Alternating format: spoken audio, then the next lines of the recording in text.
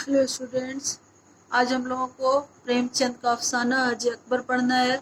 लेकिन उसके कबल हम लोग प्रेमचंद के बारे में थोड़ी सी जानकारी ले लें।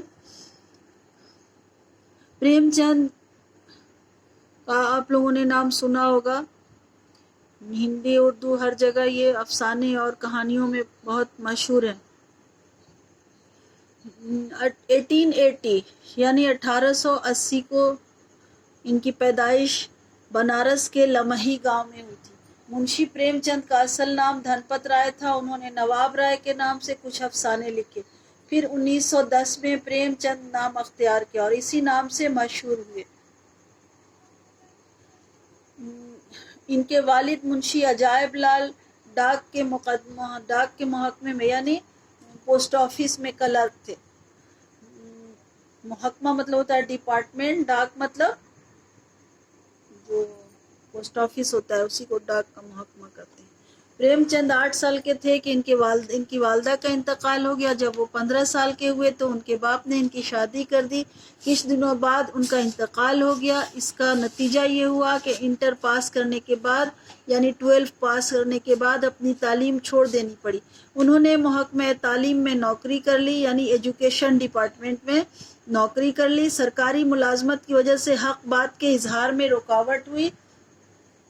हक बोलने में जब उनको रुकावट होने लगी, जिस डिपार्टमेंट में भी आदमी रहता है उस डिपार्टमेंट के मुताबिक ही बोलना होता है, तो ये हक बात नहीं बोल पाते थे। इसलिए इन्होंने नौकरी छोड़ दी और पूरी ज़िंदगी तसनीफ़ और तालीफ लिखने पढ़ने के कामों में सर्फ कर दी यानी गुजार दी। प्रेमचंद ने तकरीबन 350 अफसाने और 12 नावल लिखे। उन्हें उर्दू अफसाने का मुअज्जिद नहीं तो पहला बड़ा अफसाना निगार ज़रूर कहा जा सकता है और अक्सर लोगों के ख्याल में वो उर्दू के सबसे बड़े अफसाना निगार भी हैं। उन्होंने मुख्तसर अफसाने को एक मेयार अता किया। उनके अफसाने और नावल उर्दू अदब का बेश कीमत सरमाया है। इनके मजमुओं में वारदात, प्रेम पचीसी, प्रेम बतीसी, आखिरी तोहफा, निजात, राह और ज़ादे राह काबिल ज़िक्र हैं। इनके नावलों में चौगाने हस्ती, मैदान अमल, बेवा, बाजार हुस्न, गोदान मुमताज़ हैसियत रखते हैं। प्रेमचंद के नावल और अफसाने बेमिसल हकीकत निगारी का नमूना है। इनके अफसानों में का पस मंज़र मशरक़ी यूपी का देहात है। हिंदुस्तानी किसान अपनी पूरी शख्सियत के साथ प्रेमचंद की तसानीफ में नज़र आता है। प्रेमचंद की नस्र सादा आसान है और अपने अंदाज़े बयान में उन्होंने अफसानों को बहुत पुरलुत्फ बनाया है। 1936 में इनका इंतकाल हुआ। हज अकबर, जैसा कि चैप्टर के हेडिंग से, सरनामे से आपको पता चल जा रहा है, हज मतलब जो हज को जो जाते हैं हम लोग खाने काबा का तवाफ करने, वो हुआ हज। और अकबर मतलब बड़ा। तो हज तो सब हज होता है, लेकिन यहाँ हज अकबर का है, हज से भी बड़ा हज। यही इसकी हेडिंग है। हम लोग शुरू करते हैं। मुंशी साबिर हुसैन की आमदनी कम थी और खर्च ज्यादा। अपने बच्चे के लिए दाया रखना गवारा नहीं कर सकते थे, लेकिन एक तो बच्चा की सेहत की फिक्र और दूसरे अपने बराबर वालों से बेटे बनकर रहने की जिल्लत इस खर्च को बर्दाश्त करने पर मजबूर करती थी। तो इंसान के फितरत होती है कि जिस इलाके में होता है उस तरह रहना पड़ता है। तो बराबर वालों से हटिए बनकर थोड़ा सा हट के रहने में जिल्लत तो महसूस ही होगी।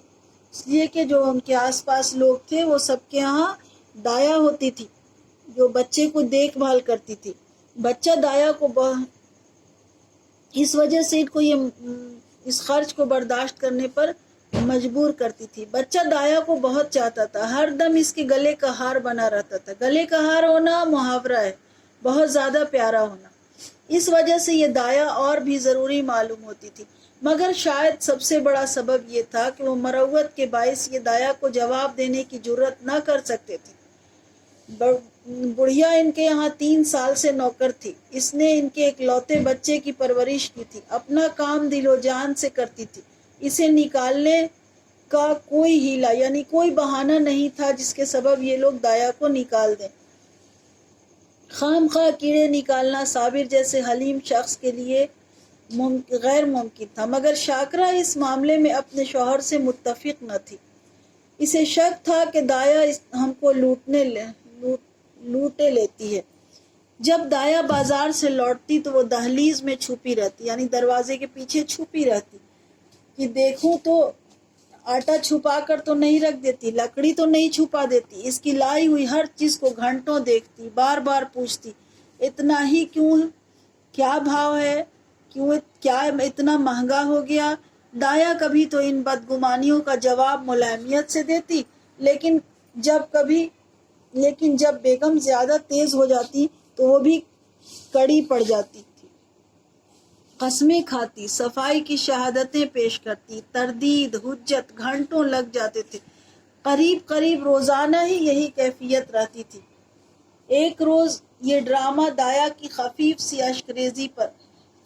اشکریزی مطلب تھوڑا سا آنسو بہنے پہ، اشک مطلب آنسو کے بعد ختم ہو جاتا تھا۔ دایا کا اتنی سختیاں جھیل کر پڑے رہنا شاکرہ کے شکوک کی آبیاری کرتا تھا، اس کے شک کو اور یقین میں بنا رہا تھا کہ دایا کو اتنا سختی کرتی ہوں میں اور اتنا ان کو پریشان کرتی ہوں پھر بھی وہ نہیں جاتی۔ اسے کبھی یقین نہ آتا تھا کہ یہ بڑھیا محض بچے کی محبت میں پڑی، لیکن کبھی شاکرہ یہ نہیں سوچتی تھی بچے کی ماں کہ یہ صرف بچے کی محبت میں ہمارے یہاں رہ رہی ہے۔ وہ دایا کو ایسے لطیف جذبہ کا اہل نہیں سمجھتی تھی۔ اتفاق سے ایک روز دایا کو بازار سے لوٹنے میں ذرا دیر ہو گئی۔ وہاں دو کنجڑنوں میں بڑے جوش و خروش سے مناظرہ مطلب ایک دوسرے سے کو دکھانا، ایک دوسرے کے بارے میں کچھ کہنا، مصور طراز، ایسا لگ رہا تھا جیسے فوٹو ایک دوسرے کی کھینچ رہی ہوں، اس انداز میں ایک دوسرے کو دکھاوا کر رہی تھی، ایک دوسرے کے بارے میں کہہ رہی تھی۔ ان کا اشتعال انگیز استدلال اور ان کا غصے میں ایک دوسرے کو کچھ نہ کچھ کہنا، دلیل پیش کرنا، ان کی متشکل تضحیک اور ان کے شکل کا مذاق بنانا، ان کی روشن شہادتیں اور بالکل برائٹ گواہی اور منور روایتیں اور بالکل روشن روایت، ان کی تعریفیں اور تعریض و تردید اور ان کی باتوں کو برا بھلا کہنا، اور زہر کے دو دیار تھے، ایسا لگ رہا تھا کہ دو دیار ہیں، دو گاؤں ہیں، دو محلے ہیں، جو ہی تھے دیار تھے، یا وہ شعلے جو دونوں طرف سے امنڈ کر اس طرح سے یہ لوگ باہم گتھ کر لڑ رہے تھے جیسے دو شعلے تھے جو آپس میں باہم گتھ گئے تھے۔ کیا روانی یہ زبان تھی، گویا کوزے میں دریا بھرا ہو۔ دیکھو یہ محاورہ ہے، زبان ان کی روانی تھی، کتنی تیز زبان تیز چلی تھی، گویا کوزے میں دریا بھرا ہو۔ ایسا لگ رہا تھا کہ کوزے میں دریا بھرنا محاورہ ہے کہ بہت کم باتوں میں زیادہ بات کہہ جانا۔ ان کا جوش اظہار ایک دوسرے کے بیانات کو سننے کی اجازت نہ دیتا تھا۔ ان کے الفاظ کی رنگینی اور بڑے رنگین انداز میں یہ لوگ ایک دوسرے کو برے الفاظ بول رہے تھے۔ تخیل کی ایسی نوعیت، اور تخیل کہتے ہیں خیال کرنے کو، تھاٹس کو، اور اس طرح کی سوچ، فکر، اسلوب کی ایسی جدت، مضامین کی ایسی آمد، تشبیہات کی ایسی موزونیت اور فکر کی ایسی پرواز پر ایسا کون سا شاعر ہے جو رشک نہ کرتا ہو۔ رشک کا مطلب ہوتا ہے حیرت میں پڑنا۔ صفت یہ تھی کہ اس کے مباحثہ میں تلخی یا دلاویزی کا شائبہ بھی نہ تھا۔ دونوں بلبلیں اپنے اپنے ترانوں میں محو تھیں۔ ان کی متانت، ان کا ضبط، ان کا اطمینان قلب حیرت انگیز تھا۔ ان کے ظرف دل میں اس سے کہیں زیادہ کہنے کی اور بدرجہ زیادہ سننے کی گنجائش تھی۔ الغرض یہ خالص دماغی ذہنی مناظرہ تھا، صرف دماغی اور ذہنی مناظرہ تھا۔ اپنے اپنے کمالات کے اظہار کے لیے خالص زور آزمائی تھی، اپنے اپنے کرتب اور فن کے جوہر دکھانے کے لیے تماشائیوں کا ہجوم تھا، وہ مبتذل کنایات، اشارے جن پر بے شرمی کو، اور اس طرح سے یہ لوگ لڑ رہے تھے اور ایک دوسرے کی طرف اشارہ کر رہے تھے کہ جن پر بے شرمی کو بھی شرم آ جاتی، اور رقیق کلمات، چھوٹی چھوٹی بری باتیں